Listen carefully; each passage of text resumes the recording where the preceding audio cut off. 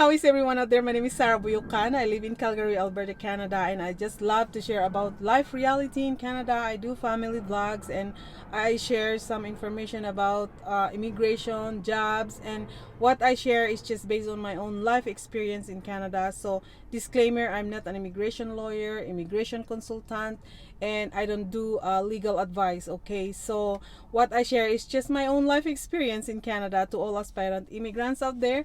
Okay, so I just love to answer some of your questions. This question is from Kais Aliyah family. And the questions, are they accepting Muslim applicants in Canada? Of course, Canada is a multicultural country. Canada, they don't discriminate whatever your religion, your practice, your culture. If you're a Muslim, of course, you are welcome to apply here in Canada. Okay, I have so many friends Muslim when I'm working in long-term care facilities. I remember this Muslim friend of mine, my coworker, during Ramadan. They do 1 month fasting, right?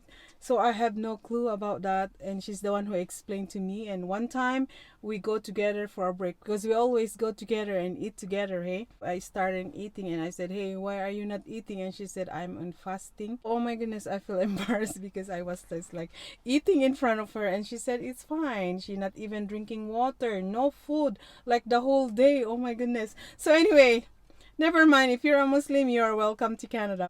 Okay, another questions from Salvation Tumakay. I think she's a Filipino lady. How do I know if the agency or consultant is legit or fake? Okay, if that person or agency or consultant talk sounds so good to be true, like we are going to provide you free board and lodging when you come to Canada, you will get 100% guaranteed get a visa. My own experience, when I went to speak to my own immigration consultant, she explained everything to me, but she said there's no guaranteed. Okay, we submit all the applications, but the decision is from all the immigration. If this agent said like, we guaranteed you 100% give you a work visa to come here in Canada, you're going to have a free board and lodging, we provide your air ticket to come in Canada, or they're going to ask you like a big amount of money right away. Okay, this is a question from Roxam. Employer in Canada, do they need a house to hire a caregiver or a live-in caregiver in Canada? Okay, doesn't matter if they are renting, as long as this employer provide a room, a place for the employee to sleep. Okay, that is the most important. When I was a nanny, it was in my contract that I have my own TV in my room, I have my own bed, I have my own closet. Like they provide everything in the contract. Okay, so another question from DJ's Fashion Hub. My mom married a Canadian citizen. They live in Canada by chance.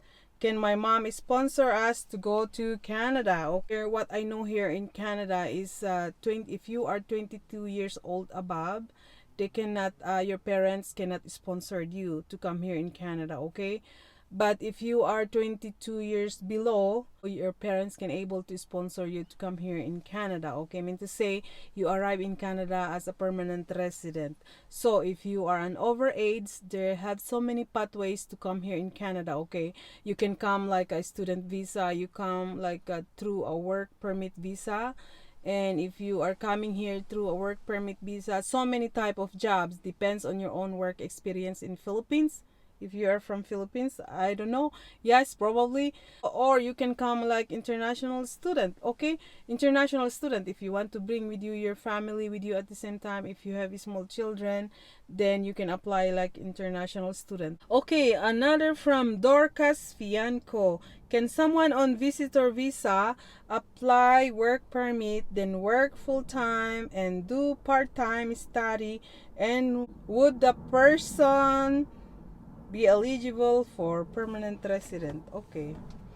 Okay, Dorcas, I like your name. Some people who enter Canada through a visitor visa by chance, if they can find an employer, and good for them, because you need to have a work permit to work in Canada. Okay, you can convert your visitor visa into a work permit visa, and that is the possibility. If you come to Canada like visitor visa, you convert your visitor visa into a work permit visa, And this work permit visa, it depends on the immigration if they give you more than 1 year to study or 6 months only to study. Depends on your visa, okay? Because in my case, my own working visa, I'm not allowed to study more than 6 months. So yeah, I think that's your question to me. If like part-time study also, and are you be eligible to apply for your permanent resident? Okay, so if you have a work permit visa here in Canada, you work full time for 1 year. It depends on what type of jobs. Okay, like for example, nanny jobs, we are working like 2 years to allow to apply for our permanent residence, and that's the requirement. So it depends on what type of job. So another question from Clint Clifford Espera. How much is cost a visitor visa, and it is possible I can visit Canada without a family or relatives? Yes, why not? If you have enough money to come visit Canada, you are welcome to come visit Canada. And how much is cost for a visitor visa? You are paying 100 Canadian dollar for the fees, for Canadian fees, okay? And if you are coming to Canada like for tourism purposes, you, let's say you come to Alberta and you stay for 1 month. You stay in the hotel. No friend who going to give you free board and lodging. So you're going to spend everything. So let's say 300 a day. And if you are going to plan to go to the different sceneries here in Alberta, sometimes the park you have to pay the entrance. You know what I mean? Like for example, if you're going to Banff, you want to ride the gondola. You want to see the beautiful mountain of Alberta. You're going to ride the gondola. You have to spend the money for that. Okay, so you have to consider that. Or you decided not just only visiting Alberta, you want to go cross to British Columbia because Alberta and British Columbia is just a border. Or you want to go Saskatchewan, you want to go Manitoba or Ontario, Toronto, Ottawa, something like that. So it all depends. Okay, but if you are going to just stay in Alberta for 1 month, let's say 5, 6, 7,000 a month. But if you're going to visit the whole Canada for 1 month, let's say 10,000 Canadian dollar at least. Okay, I'm not very sure for that because I never experienced to go tour around in the whole Canada. But you know, nowadays it's almost expensive.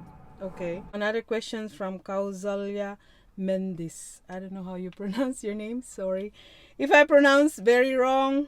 Kausalya Mendes. Should I be scared of monthly expenses to bring my husband and 2 children to Canada? It is the living cost high, or can we survive?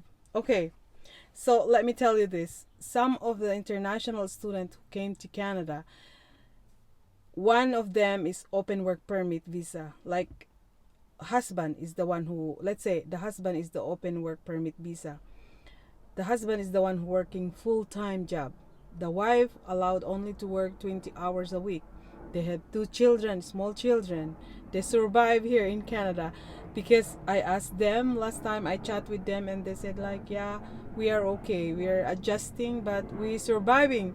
So far the husband have a good full-time job. So you know what? You are okay. But it depends on your family spending habits, okay?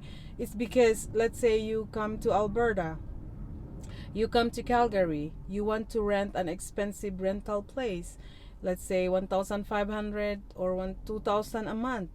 And of course, you know, or unless you bring a lot of money in Canada just to start for the living, and you have enough money to survive while you're looking for a job. Or you know, it depends on you guys, because if you are coming to Canada just to start your living, start your life, start from the scratch, just find a place to rent like a 900 2 bedroom, like a suite, basement suite, 900 or 1,300 at least, included utilities. Because once you come to Canada, let's say your rent is 1,200 plus 50% utilities with your 2 children. If you arrive in Canada as a permanent resident, both of you, husband and wife, you're allowed to go and work any kind of job, okay?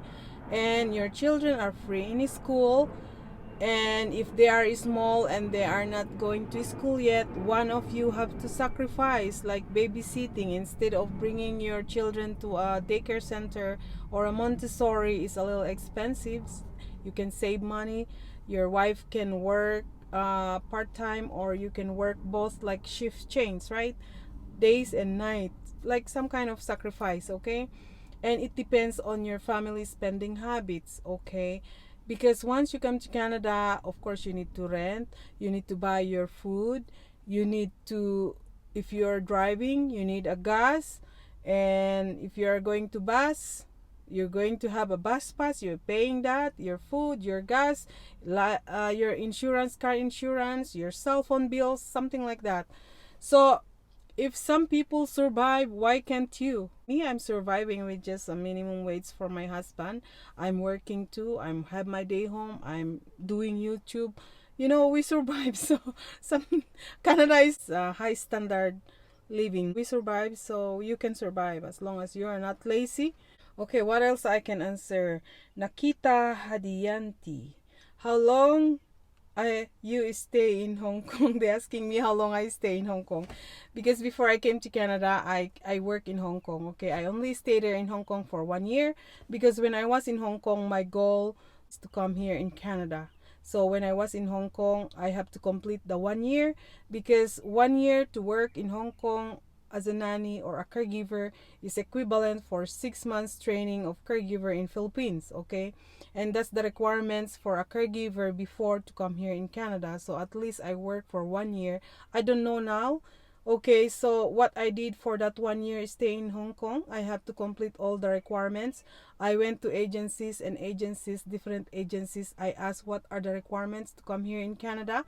For that 1 year I stay in Hong Kong, I completed all the requirements. So by the time, like 2 months before my 1 year in Hong Kong, I already went to the agency and tried to apply. Okay, I stay in Hong Kong for just 1 year. 1 year and 1 month, I have my visa to come here in Canada. My mind is Canada when I was in Hong Kong. Anyway, thank you for watching, and I'll see you for my next video. Don't forget to subscribe, okay? If you subscribe and hit that notification bell every time I upload new videos regarding about life in Canada, immigration, you will be notified if you are one of the aspirant immigrants who come to Canada. Okay, so anyway, bye and God bless everyone. Bye. Thank you.